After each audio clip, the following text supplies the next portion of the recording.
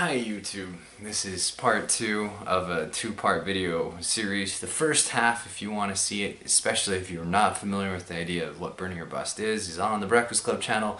There will be a big old annotation that you can click to jump over there and watch that first video.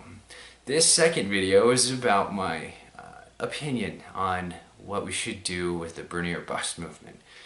So one of the things that came out, two things that I really want to quickly respond to was there was an idea that Got That Funk put out on the Breakfast Club, and his video overall was really good, and I agree with almost all of his points. But he floated this idea that I have to say is astoundingly flawed in my mind, which is the idea that what if we boycotted voting, and what if we boycotted showing up to the polls? And I think that that's an awful idea, because Republicans aren't going to do that. They're never going to do that, and we just end up with the United States in the reddest form we've ever seen it, and that would be a disaster. And I also think that the better message to send is, what if the president won with 40% of the vote instead of the 50.5% that Barack Obama has won with? Like, what if Hillary Clinton or Donald Trump won with 40% of the vote because Bernie Sanders had stolen something like 20% of the vote? Like, what if that would happen? I think that would be the better what if. The second thing that I wanted to vote out or throw out there is in this conversation between that happened, and I'm not going to state who. If you want to look up who, you can. It's on the last video on the Breakfast Club prior to Matt's on Burning Your Bust, which is by David Landon Cole. In that conversation, it was floated the idea that that the DNC, or that the Republican Party just chooses what the DNC does for their primaries, which is absolutely not true. What the DNC does in each state is decided by the DNC party of each state, and has absolutely nothing to do with the Republican Party. So if there is corruption, or if there is a disadvantage, or if there appears to be disadvantages created specifically for this voting season, it's because of the DNC. Not because of anything the Republicans are doing, not because of the Republican Senate in those states, or the Republican Congress in those states, or because of a Republican governor. It's because the DNC in those states either is doing a shitty job, is intentionally suppressing the vote, or is doing something wrong. So to rehash, I went over 8 reasons on why people that I can think of have talked about doing burning or bust. Of course, those aren't the only 8 reasons, but the 2 that I wanted to focus on was the corruption, the potential corruption found as being a reason why you can't have potentially anything to do with this election. The second part is the main part that Paul brought up, Got That Funk brought up, which is that I can't vote against my conscience. Like, even if I want Hillary to win, even if I want her to dominate Donald Trump, even if I wish that she was a far better candidate, even if I thought that she might turn around a little bit and go a little more liberal on some of her ideas if she became president on some negotiations, I don't know if I can still vote for her based on my conscience. So Hillary Rodham Clinton has done a number of things that are way too centrist or center-right for me to be able to just turn a blind eye to. And me and Matt and Joe on the Recklessly Skeptical podcast talked about that at length. The video will be somewhere here, as well as linked in the description. So something that I can't turn a blind eye to was her use of the term super predators. Now that term was racially loaded. We're not going to call it racist, but it was definitely racially loaded. What that does is the term super predators at the time was talking about inner city gangsters that were primarily black. She said we need to bring them to heel. Now, even though she used a racially loaded term, what I find disgusting about the use of that term is that it showed the intention of the law that was written. The criminal reform law that she was champion of under her husband, the reason she used that term was to say, hey, this is meant to target inner city black people. And that's not okay with me. Like, under no circumstance is it okay for you to say, hey, let's get these people, let's put them in jail, and let's do it in a way that we're profiling a group of people. I can't get it behind it. I can't wrap my mind around it, and I don't think I can turn a blind eye to it. She voted for the Iraq War, which I think was disastrous. She also had, the bailout and the breakup of the big banks and the understanding of Glass-Steagall, the turning around on the bankruptcy laws, those are all examples of things that I have a really difficult time saying, oh, it's in the past. It's in the past, therefore I can just brush it off. She's changed what she's doing now. Like, those things, in my mind, if we were talking about a real system that held, where we held our politicians accountable, are just too much for me, and any one of those things should end the career of an honest politician who is claiming to be a liberal. Let's talk about the present. The present has to do with her and the DNC and the route that she's deciding to go on in order to win the presidency. So it's no secret that the people who are in the media have been showing a major bias. Even Fox Corps has been showing a bias towards her and away from Bernie. What is absolutely strange to me is that we could not stop hearing about Hillary's damned emails until Bernie Sanders started to become a threat. Until he won New Hampshire, all we could hear about was Hillary's damned emails. And as soon as he became a legitimate threat to her presidency, all of a sudden, hush hush on Fox fucking News. Like, you can occasionally catch a glimpse into the story. Now, this is a story that could possibly take Hillary Clinton down in the general election if there's a indictment against Hillary by the Justice Department in the next few months. It's Barack's Justice Department, but he swears up and down that he's going to take the consideration that the FBI puts out and go by that. And so if the FBI puts out the suggestion or says, hey, you should try and indict her and put her on trial for mishandling classified information, then that is something that Barack Obama says he's going to do, which could be disastrous. And if he doesn't do it, it's going to get leaked all over everything. Like, she's going to get smeared to hell. So that's kind of the future of it. Now let's come back to the present. So there have been two major news stories that have come out over the past few weeks. First one has to do with Arizona. And here's a clip of an interview of the DNC representative in Arizona and the conversation here. So just to start, obviously you've heard of all of the frustration. Who's to blame for these long lines?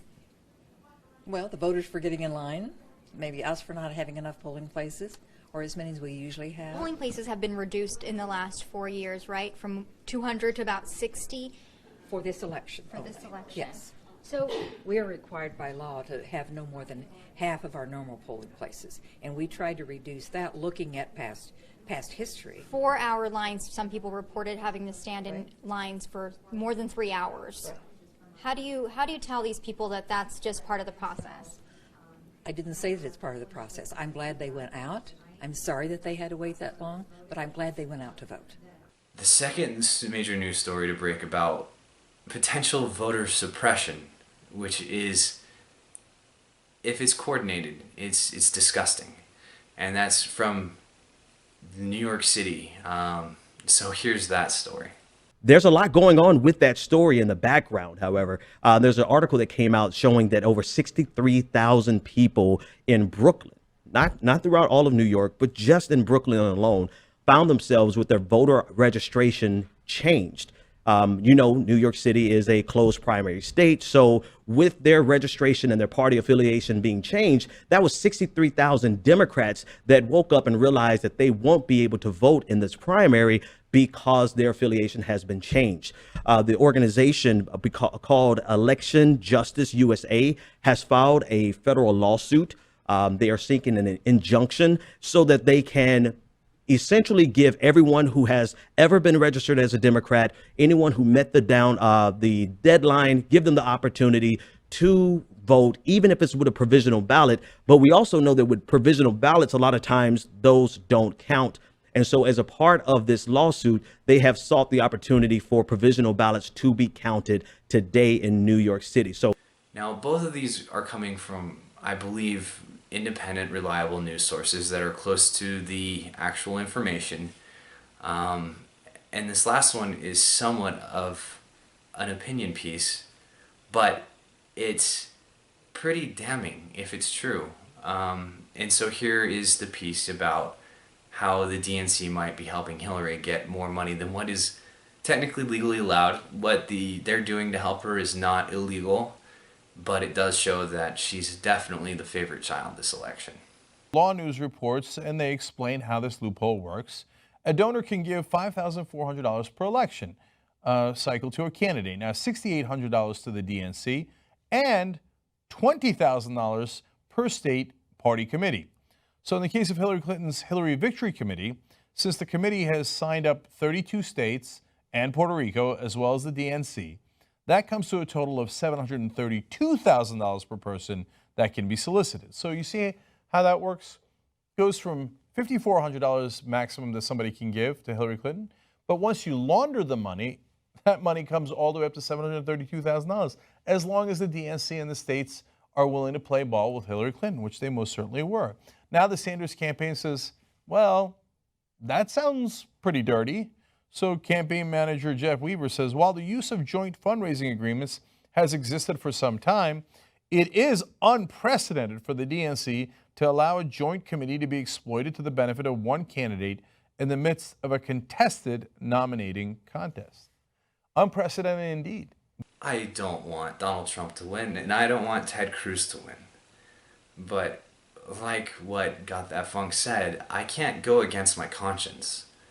I don't know if my conscience is going to be more against me voting for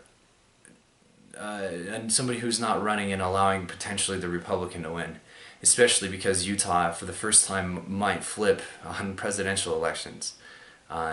In polls that have come out a few months ago, it showed that if Donald Trump is the presidential nominee, that Hillary Clinton and Bernie Sanders would both flip this state blue, which is pretty incredible. But I don't think that I can vote for Hillary. I don't. If the elections were tomorrow, there's just no way I could. And I don't know if there's anything that could happen between now and the actual election in November that's going to allow me to change my position on that. I'm going to try and keep an open mind and try and see what happens. Like, I can't stand the thought of Ted Cruz or Donald Trump winning, because I think that they could potentially create an existential threat to our country.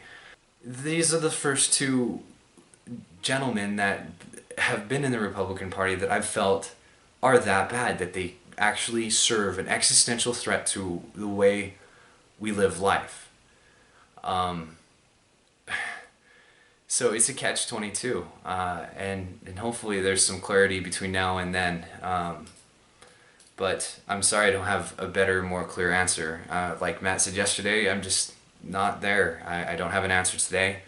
I might have an answer in November. I definitely will be voting because I think that's a very important civic duty. I think that if Donald Trump wins and we can somehow flip the Senate or Congress, that might be enough to stop the tirade of what Donald Trump is. But the other thing is that if we let Hillary run the country, even not voting with her on so say we decide, enough of us decide that Hillary, it's more important that Hillary wins than allowing Donald Trump or Ted Cruz to win. I don't think that she's going to take the action necessary to prevent another major fiscal disaster that people are going to be questioning. Why did you only wag your finger at the banks when the banks were serving that big of a threat to modern life? So, if you guys like this video, have any thoughts about it, or find me to have compelling, interesting thoughts, please rate, comment, and subscribe. or do any of the three. You're not. Join me on the Breakfast Club and possibly Recklessly Skeptical, because you'll get a lot more of our opinions on there. We've already talked about the subject a couple of times, as well as we've talked about Hillary Clinton, this election, all sorts of other interesting, cool things on that podcast. So links in the description box for all of the stuff I've talked about. And until next time, take care. He says that he thinks that they'll support you if basically you adopt some of his platform on the issues that are most important to him. He's specifically talked about Wall Street and some other things in his platform. Does that make sense to you? Is that something that you'd be open to? Are there significant enough differences between you on what you'd like to do, for example, about Wall Street, that's a bridge too far? Well, Rachel, let's look where we are right now. I've got 10.4 million votes. I have 2.7 million more votes, real people showing up to cast their vote, to express their opinion, than Senator Sanders. I have a bigger lead in pledged delegates than Senator Obama, when I ran against him in 2008, ever had over me. I am winning, and I'm winning because of what I stand for and what I've done and what my ideas are. So, look, I think we have much more in common, and I want to unify the party. But my Wall Street plan is much more specific than his. We saw that when he couldn't even answer questions in the New York Daily News interview. Am I right in hearing that as basically you saying that there's nothing you're going to do differently than you're already doing as a way to try to win over his supporters, even at the end of the primary season? Well, let's look what happened in 2008, because that's the closest example. Then Senator Obama and I ran a really hard race. It was so much closer than the race right now between me and Senator Sanders. We had pretty much the same amount of popular vote. By some measures, I had slightly more popular vote.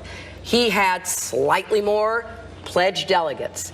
We got to the end in June, and I did not put down conditions. I didn't say, you know what, if Senator Obama does X, Y, and Z, maybe I'll support him.